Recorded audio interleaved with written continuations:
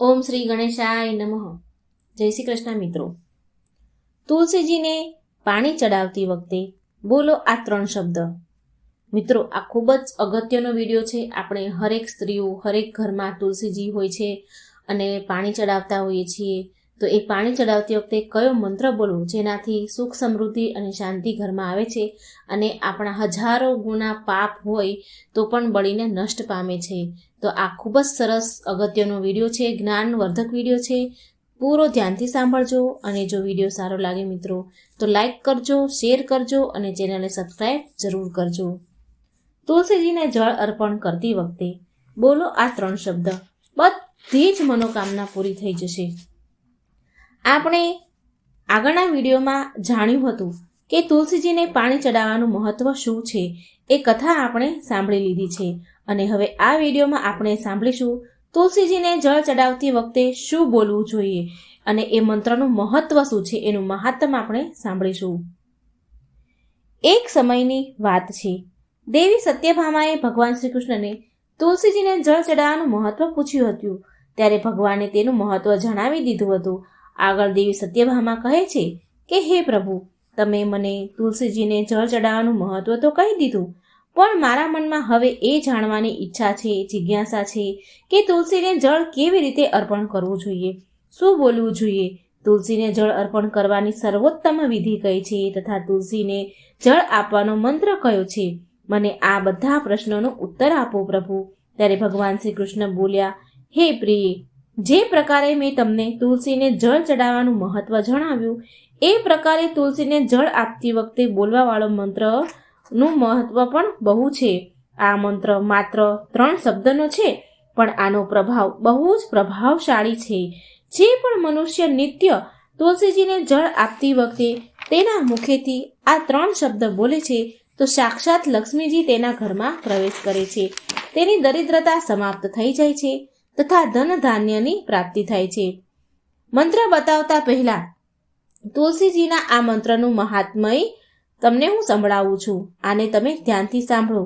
માત્ર આ મંત્રનું મહાત્મય સાંભળવાથી મનુષ્યના બધા જ પાપ નષ્ટ પામે છે અને 100 વર્ષ સુધી તુલસીને જળ અર્પણ કરવાનું પુણ્ય મળે છે. માટે દેવી, તમે આ કથા ધ્યાનથી સાંભળજો. સત્યભામા કહે છે, હે પ્રભુ, હું આ કથા પૂરા ધ્યાનથી મનથી સાંભળીશ. મને તુલસીના મંત્રનું મહત્વ સંભળાવો.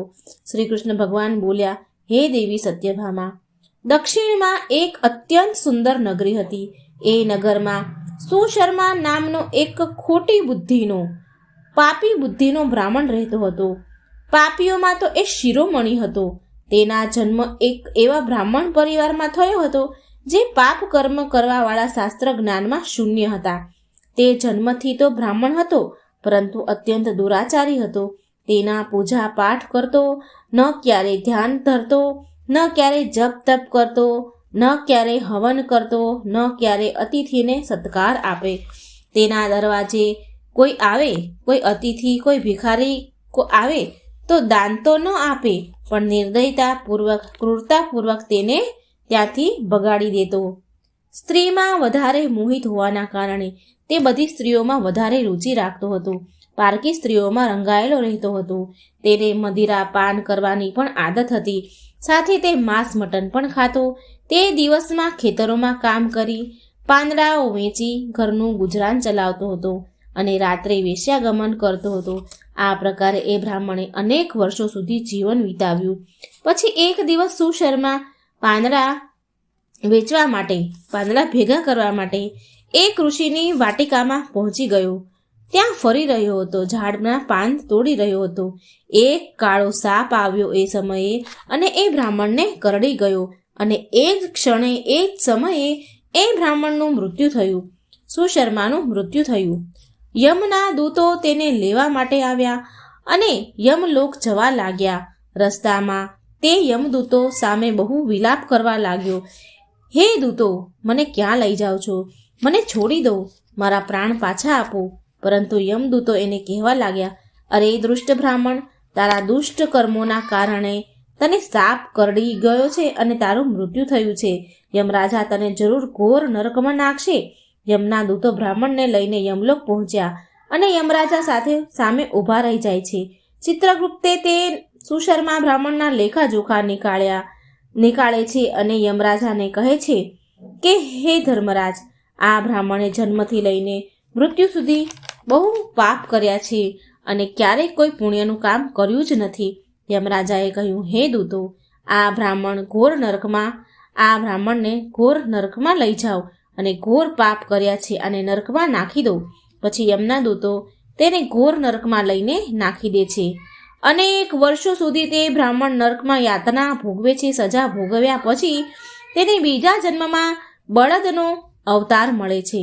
બળદનો જન્મ પામીને એ બોજ ઉઠાવવાનું, ભાર ઉચકવાનું કામ કરવા લાગ્યો. તેનો માલિક તેની પાસે દિવસ રાત કામ કરાવતો. પછી જ્યારે એની શક્તિ ઓછી થઈ ગઈ તો તેને એક લંગડા આદમીને વેચી દીધો. એ આદમી એને પોતાના બોજ ઉપાડવા માટે એ બળદનો ઉપયોગ કરતો હતો. એ બળદની પીઠ ઉપર બેસીને ચારેય બાજુ ગામોગામ ફર્યા કરતો. આ પ્રકારે એ બળદે 8 વર્ષ સુધી એ લંગડા આદમીનો બોજ ઉઠાવ્યો. પછી એક દિવસ એ લંગડો આદમી એની પીઠ ઉપર બેસીને એક પર્વત પર જવા લાગ્યો. એ પર્વત પર બહુ સમય સુધી ચડવાના કારણે એ બળદ બહુ જ થાકી ગયો. એની શક્તિ ક્ષીણ થઈ ગઈ, પૂરી થઈ ગઈ અને પછી તે બેભાન થઈને જમીન પર પડી ગયો અને તેના છેલ્લા શ્વાસ લેવા લાગ્યો. આજુબાજુના ઊભેલા લોકોને તે બળદ પર દયા આવી અને એના મોઢામાં પાણી રેડવા લાગ્યા. એ લોકોમાં એક પુણ્યશાળી આત્મા પણ હતો. એ બળદના કલ્યાણ માટે તેનું પુણ્ય એ બળદને આપી દીધું. તેને જોઈને બીજા લોકો ઊભા હતા.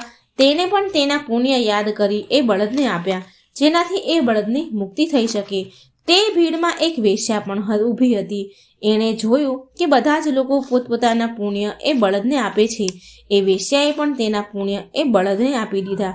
ત્યારબાદ એ બળદનું મૃત્યુ થયું અને પછી એ સ્થાન પર યમના દૂતો આવે છે અને એ બળદના શરીરમાંથી બ્રાહ્મણના પ્રાણ નીકાળીને યમલોકમાં લઈ જાય છે. યમલોક જઈને તેને યમરાજા સામે ઊભો રાખવામાં આવે છે અને પછી ચિત્રગુપ્ત તેના લેખાજોખા જુએ છે તો આશ્ચર્યમાં પડી જાય છે કે તે વેશ્યા દ્વારા એ બળદને આપેલું પુણ્ય બહુ મોટું હતું. તે પુણ્યના પ્રભાવથી તેના બધા જ જન્મોના પાપ નષ્ટ થઈ જાય છે. પછી યમરાજા એ બ્રાહ્મણના બધા જ પાપ ક્ષમા કરે છે અને કહે છે કે હે બ્રાહ્મણ, એ વેશ્યાએ એનું પુણ્ય આપીને તારા પર બહુ મોટો ઉપકાર કર્યો છે. માત્ર એના પુણ્યના કારણે તારા બધા જ જન્મોના પાપ નષ્ટ થયા છે. યમરાજા તેને ફરી મનુષ્યનો જન્મ પ્રદાન કરે છે. આ વખતે એ પૃથ્વી પર આવીને એક ઉત્તમ બ્રાહ્મણ કુળમાં જન્મ લે છે અને એ મહાન પુણ્યના પ્રભાવથી તેને એ નવા જન્મમાં તેના પૂર્વજન્મની વાત યાદ આવે છે. જ્યારે એ બ્રાહ્મણ મોટો થઈ જાય છે તો તેને યાદ આવે છે કે તેના પાછળના જન્મમાં જ્યારે એ બળદ હતો ત્યારે એક વેશ્યાએ તેને તેના પુણ્ય આપ્યા હતા. માટે તેના મનમાં એ વેશ્યા વિશે જાણવાની ઈચ્છા થઈ અને એ મહાપુણ્ય વિશે જાણવા માટે વેશ્યાના ઘરનું સરનામું શોધી અને શોધતો તેના નગરમાં આવી જાય છે. તે વેશ્યા હવે વૃદ્ધ થઈ ચૂકી હતી. તેને એ વેશ્યા મળી જાય છે તો તે તેની સામે જઈને તેને વારંવાર પ્રણામ કરે છે, વંદન કરે છે અને વેશ્યાનો ધન્યવાદ કરે છે. અને એ વેશ્યા કહેવા લાગી કે હે બ્રાહ્મણ દેવ, તમે કોણ છો? તમે કયા કારણથી મારા જેવી વેશ્યાને ધન્યવાદ આપો છો? મેં તમારું એવું કયું કાર્ય કર્યું છે કે તમે મને ધન્યવાદ કરો છો? તે બ્રાહ્મણ બોલ્યા કે હું એ જ બળદ છું જેને તમે તમારા પુણ્ય આપ્યા હતા. મારા પાપ કર્મના કારણે મને ગયા જન્મમાં બળદનો અવતાર મળ્યો હતો. એ પર્વત પર હું જ્યારે મરી રહ્યો હતો ત્યારે તમે મને તમારું પુણ્ય આપ્યું હતું અને તમારા પુણ્યના પ્રભાવથી મને ફરી મનુષ્યનો જન્મ મળ્યો. તમારા દીધેલા એ પુણ્યના કારણે માને ગયા જન્મના બધા જ પાપો મારા બળી ગયા અને મારો ગયા જન્મની વાતો મને યાદ છે. પરંતુ હે માતા, હું આજે અહીં એ જાણવા માટે આવ્યો છું કે તમે મને એવું એ સમયે કયું પુણ્ય પ્રદાન કર્યું કે જેના કારણથી મારા બધા જ જન્મના પાપ નષ્ટ પામ્યા છે. હું એ પુણ્ય વિશે જાણવા માંગુ છું.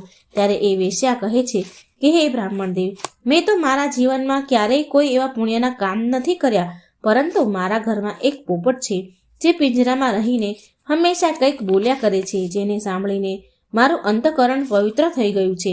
પોપટ દ્વારા બોલેલા મંત્રનું પુણ્ય મેં તમને દાન આપ્યું હતું.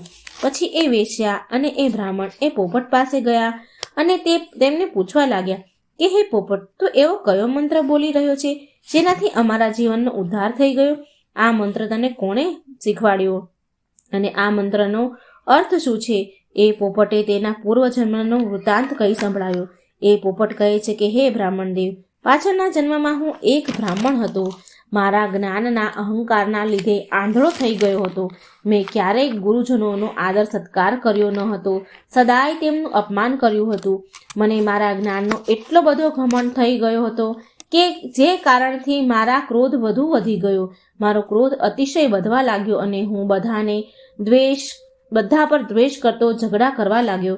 અન્ય મનુષ્યને તુચ્છ સમજવા લાગ્યો. વિદ્વાનો જેવા બ્રાહ્મણો વિદ્વાનોને ભરી સભામાં અપમાન એનું કરવા લાગ્યો અને કાલાંતરમાં પછી મારું મૃત્યુ થઈ ગયું અને મને યમલોકમાં લઈ જવામાં આવ્યો.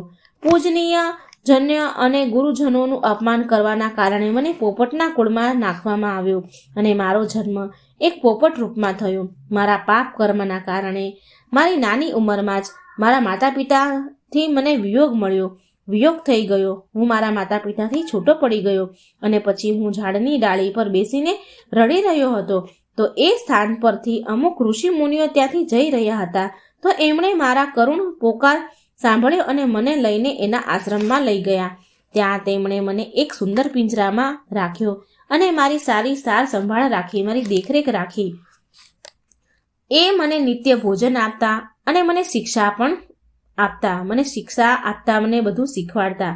એ સ્થાન પર ઋષિ મુનિ, તેમની પત્નીઓ, તેમના બાળકો બધા જ નિત્ય તુલસીના છોડને જળ અર્પણ કરતા હતા અને એની સામે એક મંત્રનો જાપ કરતા હતા. તેમના મુખેથી વારંવાર એ મંત્રને સાંભળીને મને એનું રટણ થઈ ગયું. મેં એ મંત્ર ગોખી લીધો. ત્યારથી હું એ મંત્રને જાણી ગયો છું અને એ જ મંત્ર હું દિવસ રાત બોલું છું. એ મંત્રના પ્રભાવથી મારી ક્યારેય મૃત્યુ નથી થયું અને મારી આયુષ્ય 100 વર્ષનું થઈ ગયું અને હું આટલા વર્ષ સુધી જીવતો રહ્યો છું. એકવાર બન્યું એવું કે એકવાર એક ચોર એ સ્થાન પર આવી ગયો આશ્રમમાં અને મને પિંજરા સહિત ચોરી લીધો અને પછી આ વેશ્યાને મને એ ચોરે વેચી લીધો. આ વેશ્યાએ મને ખરીદી લીધી. આ વેશ્યાના ઘરે આવ્યા બાદ પણ હું એ મંત્રને બોલ્યા કરતો હતો અને એ સાંભળીને આ વેશ્યાનું જીવન પણ પવિત્ર થઈ ગયું. આ વેશ્યાએ વેશ્યાપણું છોડીને ભગવાન વિષ્ણુની ભક્તિ કરવા લાગી. મારા પૂર્વજન્મના બધા જ પાપ નષ્ટ થઈ ગયા અને એ મંત્રના પ્રભાવથી વેશ્યાનું અંતઃકરણ પવિત્ર થઈ ગયું છે. હે બ્રાહ્મણ દેવતા, એ જ મંત્રના પુણ્યથી તમારા પણ જન્મોના પાપ નષ્ટ થઈ ગયા.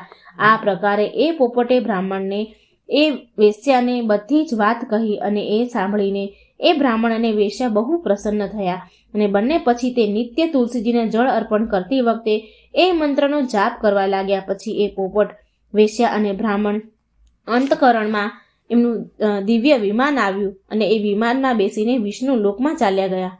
ભગવાન શ્રી કૃષ્ણ સત્યભામાને કહે છે, હે દેવી સત્યભામા, તમે જોયું ને કે માત્ર તુલસીજીના એ મંત્રના પ્રભાવથી એ પોપટ, એ વેશ્યા અને બ્રાહ્મણના બધા જ પાપો નષ્ટ થઈ ગયા. માટે બધા જ મનુષ્યને રોજ તુલસીને જળ અર્પણ કરતી વખતે આ એક મંત્રનો ઉચ્ચારણ જરૂર કરવો જોઈએ. હે દેવી, આ મંત્ર આ પ્રકારે છે, તમે ધ્યાનથી સાંભળો. ઓમ વૃંદાવને સ્વાહા. આ મંત્રને બોલવો જોઈએ તુલસીજીને જળ ચડાવતી વખતે. શ્રી કૃષ્ણ કહે છે કે જે પણ સ્ત્રી નિત્ય તુલસી સામે ઊભા રહીને આ મંત્રનો ઉચ્ચારણ કરશે તે સૌભાગ્યશાળી બનશે. જે પુરુષ તુલસી સામે આ મંત્રનો ઉચ્ચાર કરશે તેને અક્ષય ધનની પ્રાપ્તિ થશે.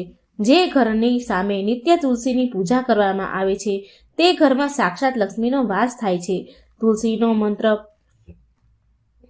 મંત્રરાજ કલ્પરૂપ છે. આ સમસ્ત ફળોને પ્રદાન કરનારો છે. માટે જે પણ તુલસી સામે આ મંત્રનું ઉચ્ચારણ કરશે તેને બધી જ સંપૂર્ણ સિદ્ધિઓ પ્રાપ્ત થશે. સ્ત્રીઓએ હંમેશા સ્નાન કરી, વાળ બાંધીને, શેથો પૂરીને નિત્ય તુલસીને જળ ચડાવવું જોઈએ અને આ મંત્રનું ઉચ્ચારણ કરવું જોઈએ. ઓમ વૃંદાવનયે સ્વાહા. રોજ તુલસીની પરિક્રમા કરવી જોઈએ.